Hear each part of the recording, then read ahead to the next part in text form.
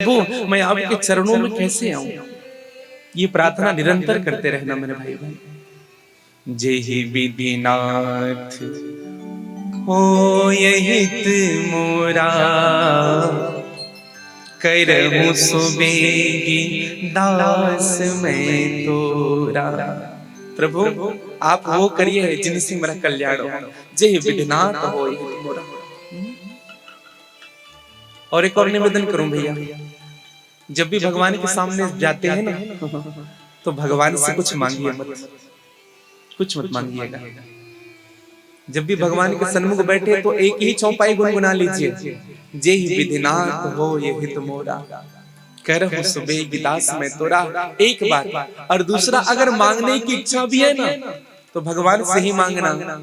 सीताराम चरण रति मोरे, अनुदिन बढ़हूं अनुग्रह तोरे।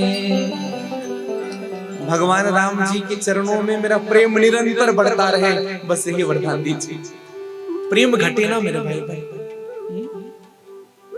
हम भगवान की उपासना तो करते हैं, एक दिन करेंगे, 2 दिन करेंगे, 3 दिन करेंगे, 9 दिन करेंगे, उसके बाद फिर से वही जिंदगी जैसे जी रहे हैं।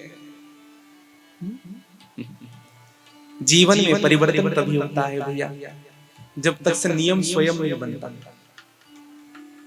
नियम स्वयं बनाना पड़ेगा, नहीं तो ब्रह्मा भी अगर आके कहे ना ऐसा करो, स्वयं नियम।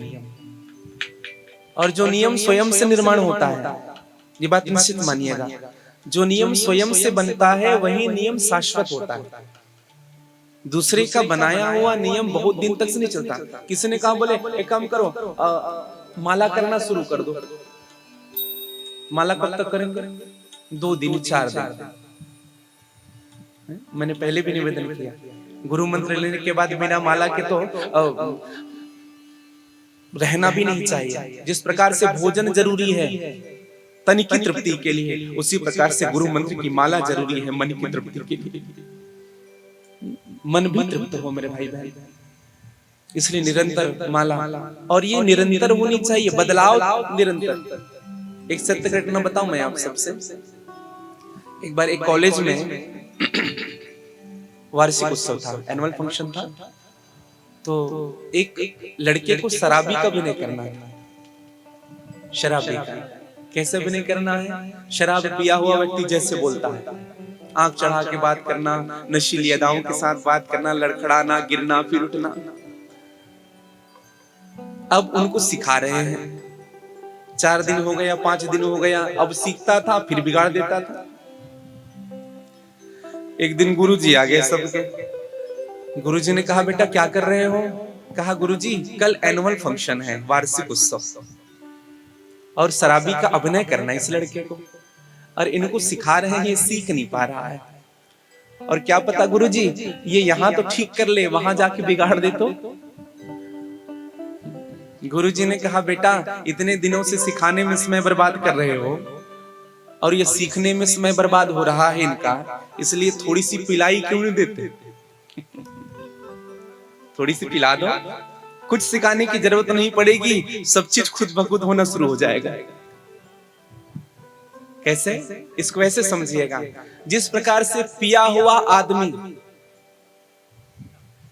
चाह कर भी अच्छी बात नहीं कर सकता। एक व्यक्ति हमसे कह रहे थे, बोले महाराज भले ही पीता है लेकिन बात अच्छा करता है।